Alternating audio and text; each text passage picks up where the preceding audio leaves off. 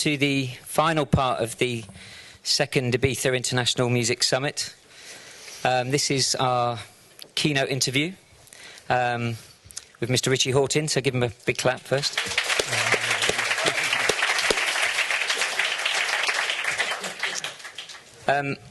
Last year I did this interview with Pete Tong, and when we were choosing who we'd do this year, I didn't for 1 minute think that the artist that we selected would sit in every single panel and take notes on every single element that was being debated. Too many notes. It's, for me, quite a rarity to see an artist. He's not just an artist, obviously, but to take such a keen interest in the business side of what goes on. And I'm sure a lot of you have been spotting him around, and we'll talk in much more detail about that. But it's kind of thrown the interview a little bit, because what was going to be a full history about Richie will now involve a huge element, at least half, about his views on what has been discussed in the last few days. I know it sparked off a million ideas in his mind, as if he needed any more ideas. But I'm going to approach this in a sort of past, present, future way. So we'll begin with a bit of the past, because I think it's crucial to where Richie is now. We'll talk a bit about the present, and then he'll offload a million ideas for the future. Great. So, I mean, first of all, just to get over a bit of a common, boring myth, Richie is from Oxford in England. He has an English passport, which I saw when he checked in earlier. But tell us a bit about your because you moved to Detroit at a very young age. With your father's, he was poached by GM, correctly? Yeah, I guess this story has been told before, but I guess it's quite pivotal to why I'm sitting here, at least in my opinion. When I was 9 years old, my mum and dad decided to move to Canada because they thought it actually offered a brighter future for my brother and I. And we went from a very small village with a huge extended family of, my mom had 12 brothers and sisters, so, aunts, uncles, blah, blah, blah, to an alien world of overhead wires and big cars, flashing lights, and really nobody else around us. So my family became very insular. And we had to kind of survive on our own. And I think, I went from being quite an extrovert to an introvert, and started to probably become more like my dad. When I was growing up, I looked at my dad and always saw him sitting there with big headphones on, listening to reel-to-reel tape recorders and playing with flashing lights and things that I was definitely not allowed to touch. So it was kind of this really cool, sci-fi movie that I was watching in real time, and my dad always seemed to be really happy with that, with those things. And once I found myself in Canada, I think I kind of followed that route and found myself becoming much more comfortable with inanimate objects and started to go down that road. Your father had pretty good taste in music, right? Yeah, later on I found out that when my dad was sitting there smiling, he was listening to things like Tangerine Dream, Pink Floyd. I found my first Kraftwerk album in my dad's collection, and along with a lot of other stuff, New Order and Joy Division and Muddy Waters, like really, all over the place. So, yeah, and I guess, my mom and dad used to have a lot of parties back at home, and they were always playing music around my house. So even before I knew what was happening, I guess I had quite an interesting soundtrack. And at which point did you adventure across the border from Windsor, which is just across the river from Detroit? At which age, and what was it that made you go over there to discover the music scene? Yeah, well, I said, when I said all the flashing lights and everything of Windsor where I was growing up, it sounds like a big, crazy place, but it was a big change to where I grew up in England, but it wasn't that crazy. There wasn't that much to offer. So as I was growing up when I was 15 and I wanted to explore who I thought I was becoming, if I wanted something, I didn't feel so connected to the rest of my friends, so I wanted to be different. I wanted different music. I wanted different clothes. There was nothing like that in Windsor. So, Detroit kind of beckoned. Detroit at that time was the murder capital of the United States, so it was a place where most other parents said, don't go to. But my mom and dad were, well, actually, they didn't know I was going there in the beginning, but, we were going over there together as a family, so it didn't seem like a dangerous place. It just seemed like it was the only option for me. If I wanted something different, then I had to do something different than all my friends were doing, and they were all stuck in Canada, petrified to go over to the big, dark city of Detroit.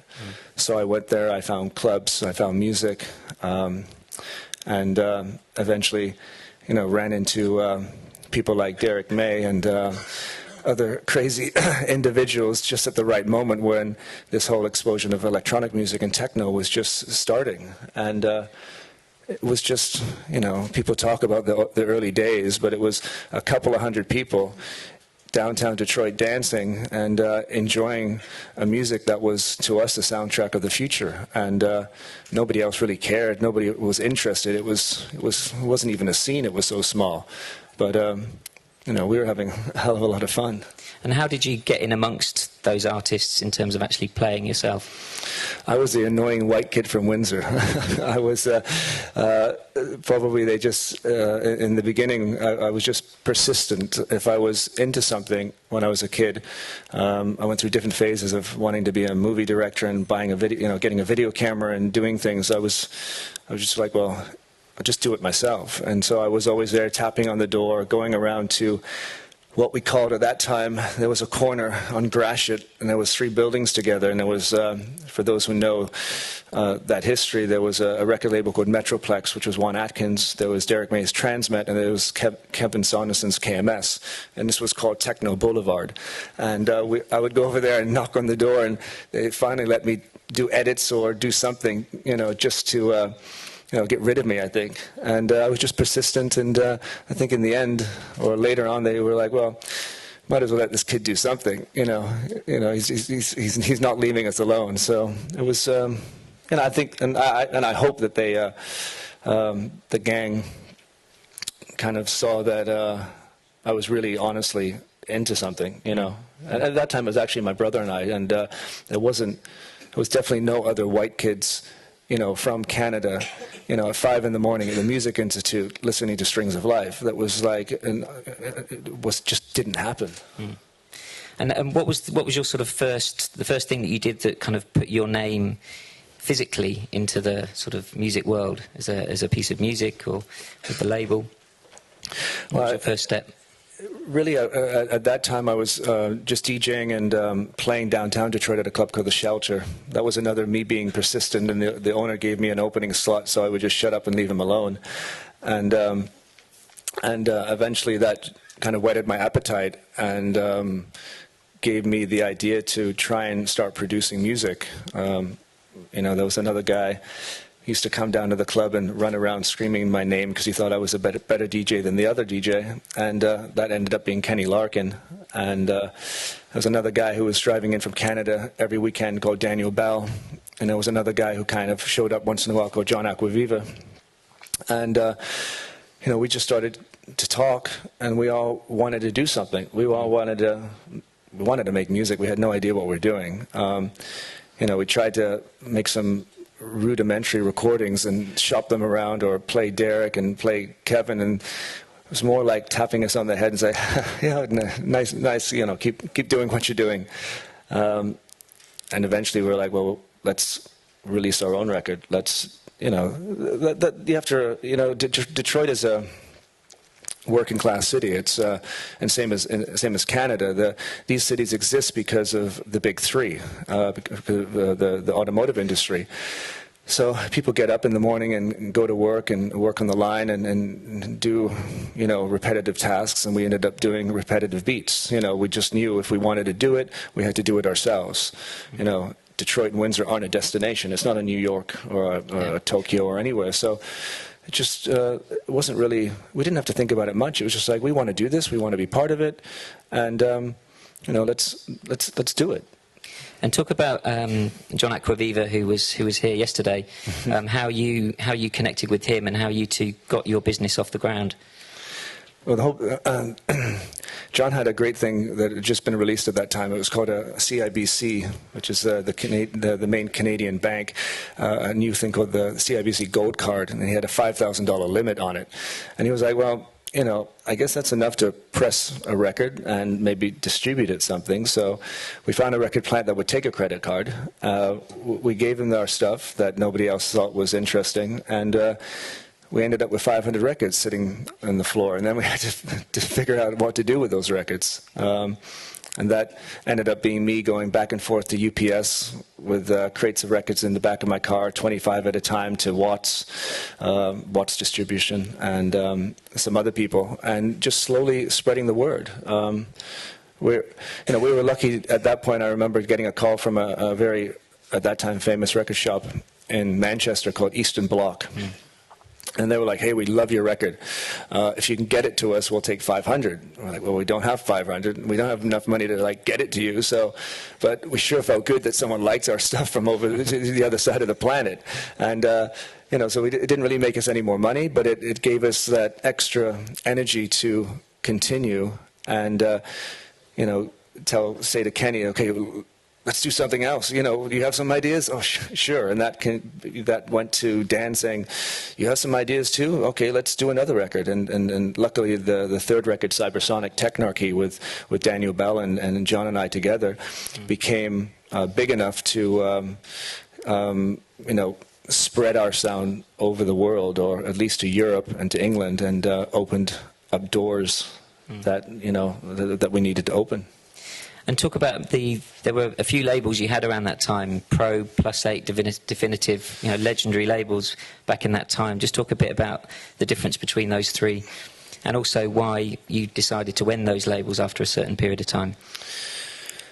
Well, at that point we were, all we did was sit in the studio recording, and every person we met who had an idea or who wanted to be part of our team or our gang was invited into the studio to play around and record. A lot of those, even the early records, always had something to do with, Dan or myself or John Acquaviva, under different names and things, just because we were...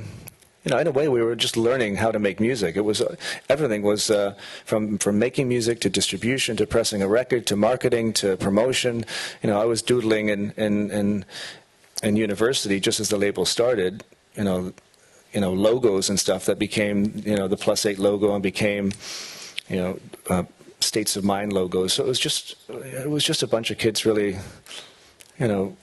having some ideas and just having fun and going with it, And luckily, this 5,000 credit, we just kept getting just enough back to continue to go forward. But it wasn't like a windfall or anything. It was always like, do we have enough for the next record? Can we sell some of those other ones that are still sitting there for a little bit cheaper, just so we can master the next record? It was like that. It was, there was no handbook. There was no one we could really call to do, to find out how to do it. We just did it, and what were we going to do? Actually, I was still living at home. John was 27, still living at home. We didn't really have any overhead, so we just, we just did it. And at which point did Daniel Miller from Mute Records get in touch with you? Because that was obviously quite a pivotal moment in your career. Yeah, the whole connection with Daniel. I guess when we got a call from Mute Records, it was really, like God was calling us on the bat phone. John and I talked a lot about when we started +8. We didn't know exactly what we were going to do, but we were always very inspired, and still are very inspired by what Daniel has done with his bands and Mute. There's been a sense of long-term perspective and integrity that Mute's always had, even through these times of, with EMI. Daniel somehow holds fast to this, probably because Daniel is still there and Daniel is Mute Records. And that was kind of, we always took that, we always wanted to kind of end up like that. That was what kind of drove us. He was our role model. So when he called, and wanted to do something with us. We just jumped at the chance. It wasn't even for one of my projects. It was just like, hey, we want to do something with you guys, And we're like, well, we have some tracks under this label, Probe. Take it and do what you want, and that kind of worked. And then I had this project. I had done a record with Warp under the name Fuse, and it went, relatively well. It was an interesting. It was a great experience. Those guys were really cool, and they wanted something else by me, and I sent them a bunch of tracks under the name Fuse, and they didn't like it. Didn't feel it was the right kind of sound, and then we played it to Daniel, and we actually, along the way, a new kind of name came up, and it became this Plastic Man project, and we're like, yeah, we'll take anything you want, give it to us, we'll do it. And that was really the opening of a big part of what became my original kind of European success. Well, I was going to say Plastic Man was really, for us as Europeans at that time, the name that really connected us to you, and around, I guess, 1993, and it was an influential record, I know, for a lot of people. And I actually came to Detroit to witness one of your parties. It was my first trip to the US in 1993, and we went to this party called Spastic, which I still listed quite recently as one of the top 3 parties I think I've ever seen. And when you look at events today with production that went in, I mean, back then nobody was putting that kind of effort into events. Just like you to talk a bit about what you did with the black plastic and the effort at the time. Yeah, well, we didn't, we really didn't have any boundaries. It wasn't really about making money to make a profit. It was about making enough just to survive and do something cool. That's why we had a label. We wanted to do cool shit. And the Plastic Man parties were part of that. In a way, they were inspired by the early Music Institute days, because Music Institute in Detroit was a black room with big speakers, and there was nothing else. It was, we just got sucked into the sound, and the Plastic Man parties became about that. Became very, very, very important for me to create an experience that took everything away from the normal perceptions away from people, so that they could really lose themselves and become one within the sound and within the intensity and atmosphere that we were creating. So black, old warehouses, black plastic on the wall, whatever the sound guy said we needed, we ordered triple. And we just created dark, somewhat scary locations where you were pummeled with sound.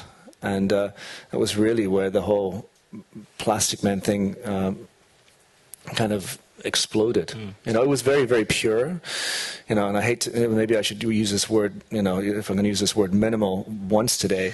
It was stripped down, and it was to the very bare essentials. And that seems to work with my music and work with what I'm trying to do. There's so much stuff going on in the world that if you want people to focus on what you're doing, sometimes you have to really take control of the situation and push all that stuff away. And that's what we're doing in the Plastic Man parties, and even with the sound. We're really trying to focus the people's attention, really purely on this very physical experience. And that's why little Ben Turner came over and was like, what the fuck is going on?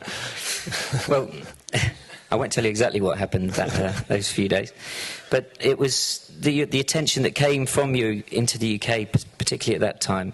How did that make life for you in Detroit with the originators? Was there jealousy at your success back there from the original guys? Yeah, I think if there's always jealousy within artists who start at a similar level, and or even if someone comes in later than other artists and has success in other places that other artists can't find.